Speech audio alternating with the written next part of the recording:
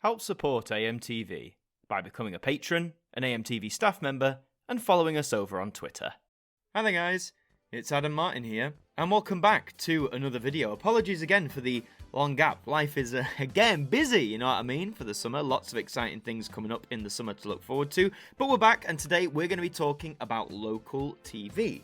Specifically, the, some would say maybe downfall or drop-off of local TV, certainly in the past few years.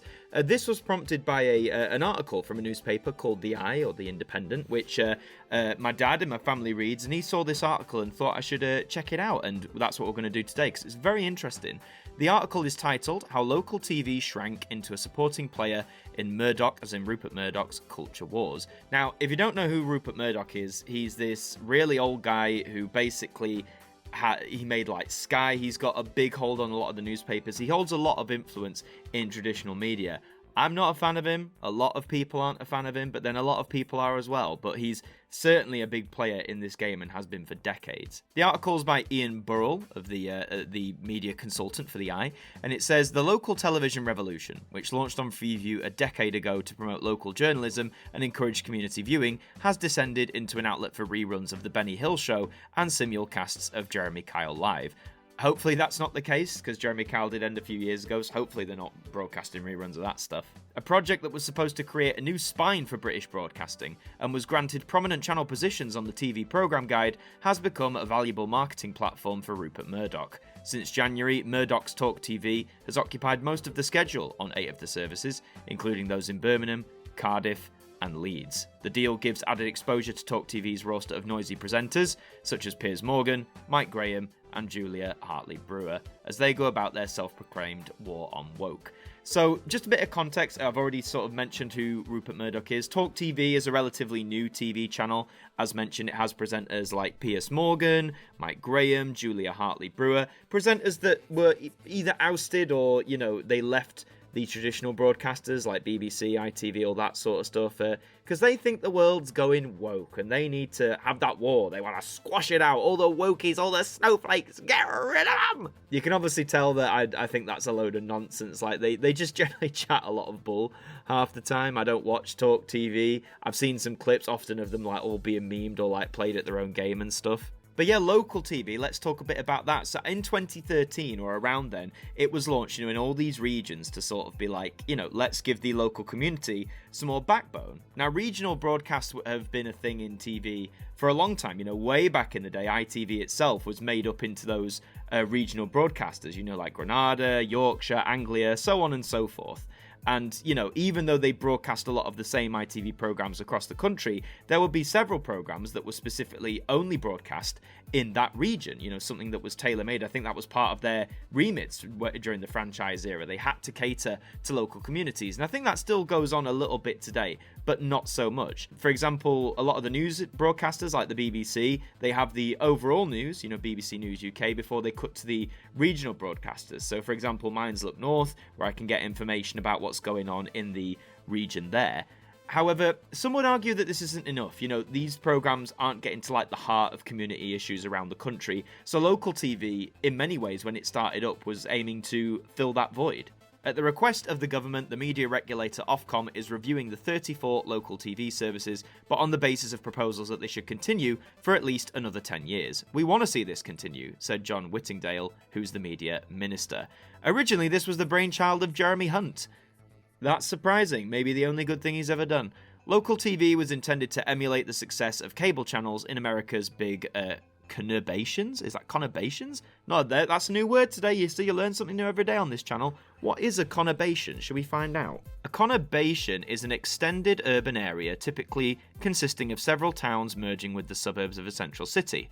There you go, conurbation. We've learnt something new. Jeremy Hunt was said back in the day, if New York can manage 6 local TV stations, the idea that London cannot sustain one is bonkers, Hunt argued. And, you know, for once, that, you know, I'd argue maybe that has some weight to it. But from the outset, the venture struggled to find audiences, and with a few isolated exceptions, it has failed to deliver on its promises.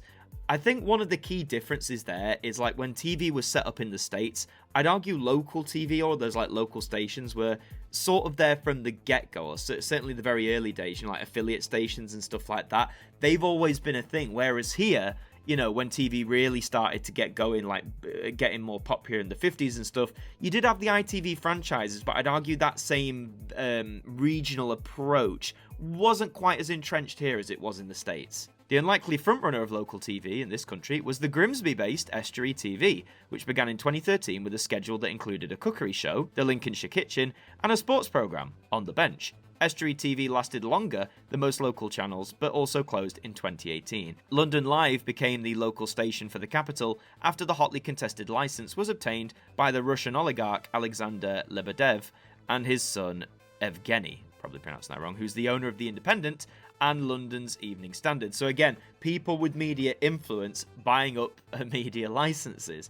And something my dad said to me when he told me about this article, and it's so true, you know, he said, there's, you know, arguably two reasons to get into TV. One is the money that you can make from it, but also to have influence. Television still, even though people say traditional TV is dying, but the medium of television is like such a key part of influencing our society still, whether we realise it or not. So for people like Rupert Murdoch, for people like these Russian oligarchs to have that kind of influence is kind of scary. The launch in March 2014 of London Live was seen as the biggest in British television since the debut of Channel 5 in 1997. Even David Cameron, who was Prime Minister at the time, was a guest at the opening party. So much for a big launch, I didn't even know it was happening back then. I mean, granted, I didn't live in London, but Channel 5 was nationwide, man. If you're saying that's the biggest launch since Channel 5, I think we might be overblowing things a little bit there. The writer says, I can remember the excitement around London Live's early plans to produce news for all 32 London boroughs. The station promised 5.5 hours of news a day, 60 minutes of original current affairs. It had a £15 million budget and recruited a team of newscasters. That sounds so good. That sounds so promising. You know, if they could pull that off, serving all the boroughs entirely, what a great idea. What a great example to set for the rest of local TV around the nation. However, today it squeezes a lightweight evening news roundup into a schedule that includes the Japanese drama series Monkey, the sci-fi series Space 1999, and other shows and films with minimal ties to London. Evgeny Lebedev reportedly held talks to sell the loss-making channel in 2019. So again, after about 5 years, it's losing money, it's not as profitable anymore. So I think even so far from this article, you can tell there were some problems with local TV from the start. I think the intentions were in the right place, the idea was in the right place, but it just hasn't seemed to be working out. But there is more, let's continue.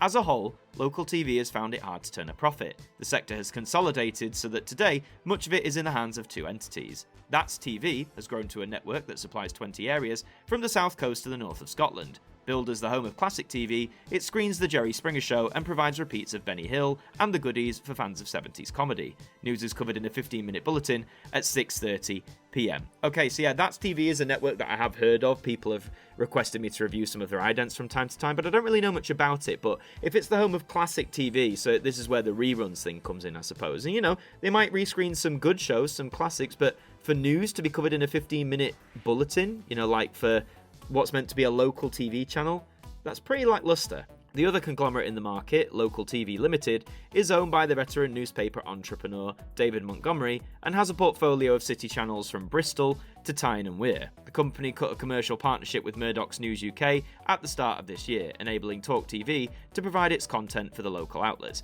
So again, another one who's like an entrepreneur, another one who is a seasoned veteran in this field who knows what they're doing. So even though Local TV Limited owns the remaining ones that That's TV doesn't, forming this partnership with Rupert Murdoch has opened the floodgates. So Cardiff TV, billed as Your City channel, produces a Your Wales news bulletin, but the great bulk of its daytime schedule comprises of Talk TV simulcasts such as The Independent Republic of Mike Graham, Piers Morgan Uncensored, and Friday Night with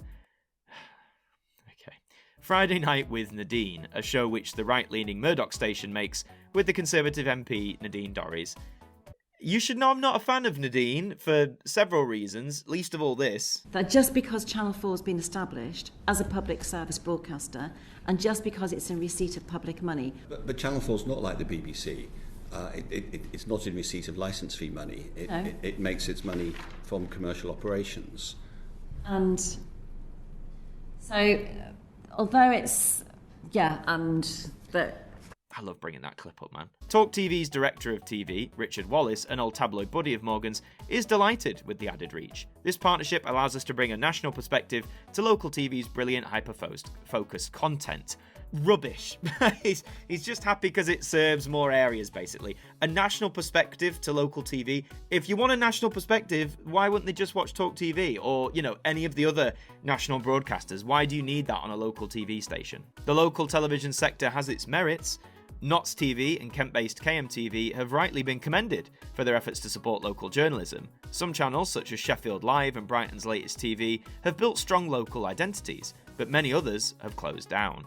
Bringing many channels into a single company might be a way to generate advertising scale and financial sustainability, but it is not conducive to building a sense of community. Local TV only merits top billing on the programme guide by producing original local content, not by being a supporting player in Rupert Murdoch's culture wars. And I think that's very true. The more the original ambition or focus of local TV gets eroded in favour of people like Rupert Murdoch and Talk TV just sort of coming in, taking that airwave slots to get more prominent positions on the EPG, that's not going to build that sense of community, as it quite rightly says. So it seems that with local TV, there's been a lot of problems. Some seem to do well. Ones it highlights, for example, like Sheffield Live, Brighton's Latest TV. Apparently they have very strong local identities. But I always thought when I was reading this, local TV I think was always destined not to fail, but definitely to struggle a lot in today's UK TV industry. You've got to think, when local TV was launched as an idea in 2013, a massive pro being that this is free view, so anyone can access it who owns a TV,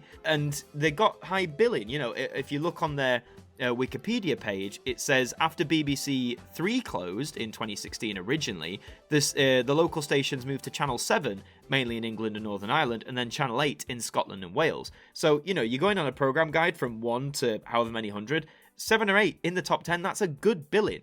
That was hopefully that would encourage people to watch their local TV, watch what's going on, maybe get the local news. But I think why it was doomed, just think about it, man. Launching in 2013 I always think is when the streaming era really properly began. 2013 was the year that Netflix started producing their own original content, such as Orange is the New Black, and we all know how popular that became really quickly, as well as a bunch of other shows. So if 2013 is the start of the streaming era, the start of when people were really beginning to pick up Netflix subscriptions and all this sort of stuff, to launch a new traditional TV channel where you'd have to tune in. I think originally maybe it didn't have an online catch-up, maybe it does now, I don't know, but I think the timing was all wrong. And think of what you're competing with. You're competing with the BBC, with ITV, with Channel 4, Channel 5, all of the stuff that already exists on Freeview. Not to mention, if your viewers have, cable, satellite, anything like that, then you're competing with all of Sky, which is Murdoch again. You're competing with all of those hundreds of other channels, which realistically,